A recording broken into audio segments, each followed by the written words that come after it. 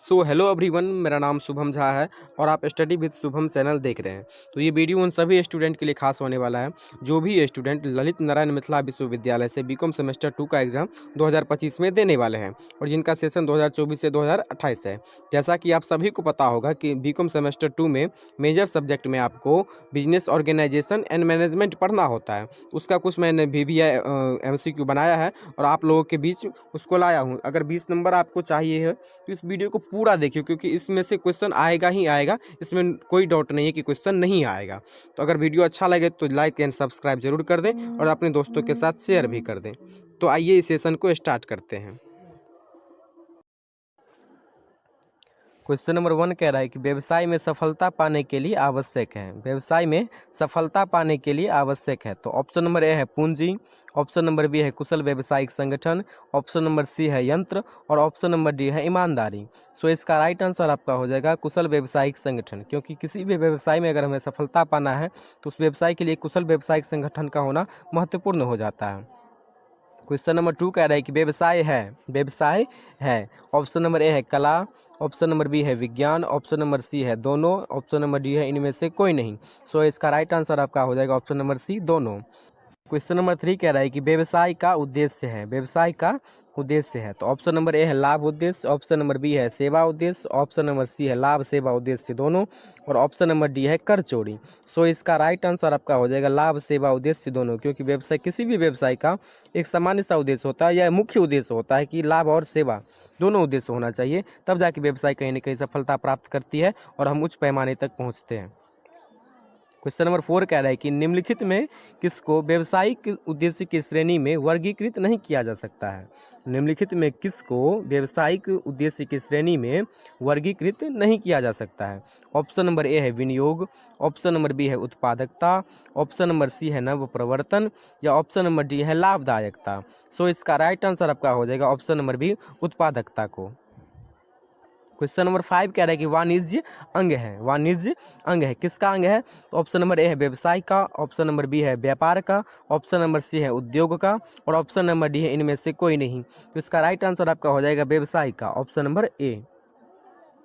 Question number 6 कह रहा है कि इनमें कौन सी व्यावसायिक क्रिया है। इनमें कौन सी व्यावसायिक क्रिया है? तो ऑप्शन नंबर ए है माल का क्रय विक्रय करना, ऑप्शन नंबर बी है मंदिर में पूजा करना, ऑप्शन नंबर सी है ग्राहकों के साथ धोखा करना या ऑप्शन नंबर डी है सरसों तेल में मिलावट करना। तो एक व्यवसायिक क्रिया जो होती है वो माल का क्रय विक्रय करने से संबंधित है, सिंपल सी बात है। तो इसका राइट आंसर आपका हो जाएगा माल का क्रय विक्रय करना, ऑप्शन नंबर ए।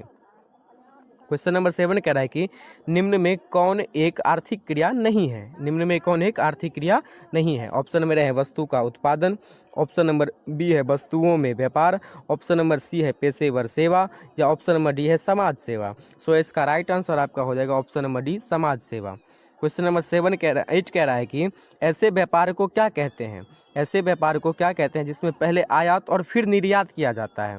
तो ऑप्शन नंबर ए है कि निर्यात व्यापार, ऑप्शन नंबर बी है आयात व्यापार, ऑप्शन नंबर सी है पुनर्निर्यात व्यापार या ऑप्शन नंबर डी है उपरोक्त सभी। तो इसका राइट आंसर आपका हो जाएगा ऑप्शन नंबर सी पुनर्निर्यात व्यापार। क्वेश्चन नंबर 9 कह रहा है कि वाणिज्य में सम्मिलित किया जाता है। वाणिज्य में सम्मिलित किया जाता है। ऑप्शन नंबर ए है व्यापार व उद्योग, ऑप्शन नंबर बी है व्यवसाय व व्यापार, ऑप्शन नंबर सी है व्यापार व व्यापार में सहायक क्रियाएं या ऑप्शन नंबर डी है इनमें से कोई नहीं। सो इसका राइट आंसर आपका हो जाएगा ऑप्शन नंबर सी व्यापार व व्यापार में सहायक क्रियाएं को वाणिज्य में सम्मिलित किया जाता है। क्वेश्चन नंबर 10 कह रहा है कि एकाकी व्यापार का कार्य क्षेत्र है। एकाकी व्यापार का कार्य क्षेत्र है जिसको सोल प्रोप्राइटरशिप कहते हैं अंग्रेजी में, उसका कार्य क्षेत्र क्या है? तो ऑप्शन नंबर ए है सीमित, ऑप्शन नंबर बी है असीमित, ऑप्शन नंबर सी है व्यापक और ऑप्शन नंबर डी है कोई नहीं। इसका राइट आंसर आपका हो जाएगा सीमित, क्योंकि एकाकी व्यापार का कार्य क्षेत्र एकदम लिमिटेड होता है। क्वेश्चन नंबर 11 कह रहा है कि भारत में एकाकी व्यापार का भविष्य, भारत में एकाकी व्यापार का भविष्य कैसा है? ऑप्शन नंबर ए है अंधकार में है, ऑप्शन नंबर बी है उज्जवल है, ऑप्शन नंबर सी है दोनों और ऑप्शन नंबर डी है इनमें से कोई नहीं। तो इसका राइट आंसर आपका हो जाएगा ऑप्शन नंबर बी उज्जवल है। क्वेश्चन नंबर 12 कह रहा है कि फर्म में साझेदारों का दायित्व है। फर्म में साझेदारों का दायित्व है। तो ऑप्शन नंबर ए है सीमित, ऑप्शन नंबर बी है असीमित, ऑप्शन नंबर सी है उपरोक्त दोनों और ऑप्शन नंबर डी है इनमें से कोई नहीं। तो इसका राइट आंसर आपका हो जाएगा ऑप्शन नंबर बी असीमित। क्वेश्चन नंबर 13 कह रहा है कि सामान्य व्यवसाय के लिए फर्म में साझेदारों की अधिकतम संख्या है। सामान्य व्यवसाय के लिए फर्म में साझेदारों की अधिकतम संख्या है, तो इसका राइट आंसर आपका हो जाएगा option number B 50। Question number 14 कह रहा है कि साझेदारी की स्थापना फलस्वरूप होती है। साझेदारी की स्थापना फलस्वरूप होती है, तो ऑप्शन नंबर ए है सरकार के लाइसेंस, ऑप्शन नंबर बी है केंद्रीय विधान, ऑप्शन नंबर सी है व्यक्तियों के बीच समझौता, या ऑप्शन नंबर डी है इनमें से कोई नहीं। तो इसका राइट आंसर आपका हो जाएगा ऑप्शन नंबर सी, व्यक्तियों के बीच समझौता। क्वेश्चन नंबर 15 कह रहा है कि व्यावसायिक संगठन मुख्य रूप से कितने प्रकार के होते हैं। व्यावसायिक संगठन मुख्य रूप से कितने प्रकार के होते हैं, तो ऑप्शन नंबर ए है 3 प्रकार के, ऑप्शन नंबर बी है 5, ऑप्शन नंबर सी है 4 और ऑप्शन नंबर डी है 6। तो इसका राइट आंसर आपका हो जाएगा ऑप्शन नंबर ए, 3 प्रकार के होते हैं। क्वेश्चन नंबर 16 कह रहा है कि साझेदारी का पंजीयन कराना है। साझेदारी का पंजीयन कराना है, तो ऑप्शन नंबर ए है ऐच्छिक, ऑप्शन नंबर बी है अनिवार्य, ऑप्शन नंबर सी है आवश्यक, या ऑप्शन नंबर डी है कोई नहीं। तो इसका राइट आंसर आपका हो जाएगा ऑप्शन नंबर सी, आवश्यक है। साझेदारी का पंजीयन कराना आवश्यक होता है।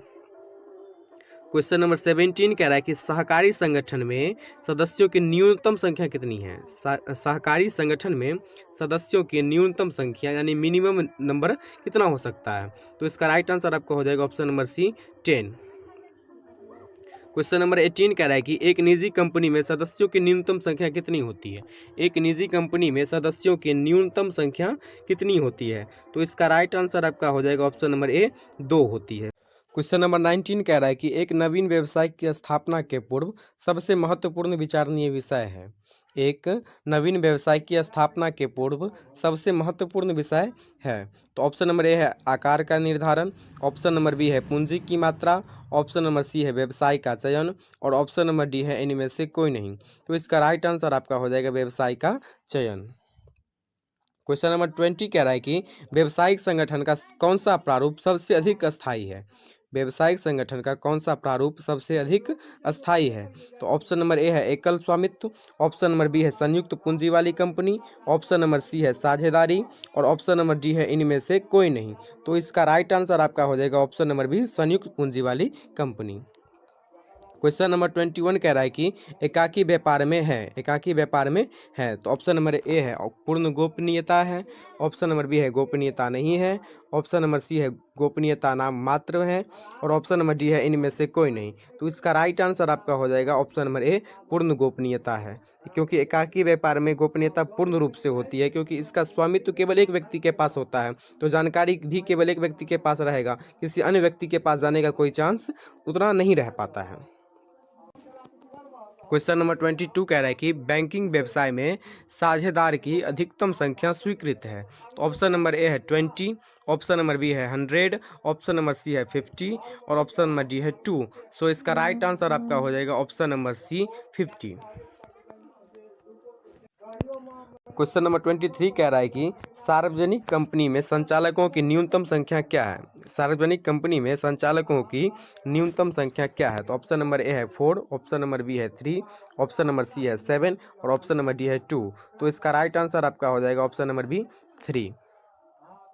क्वेश्चन नंबर 24 कह रहा है कि प्रबंध के कितने स्तर हैं। प्रबंध के कितने स्तर हैं, तो ऑप्शन नंबर ए है 4, ऑप्शन नंबर बी है 3, ऑप्शन नंबर सी है 6 और ऑप्शन नंबर डी है 5।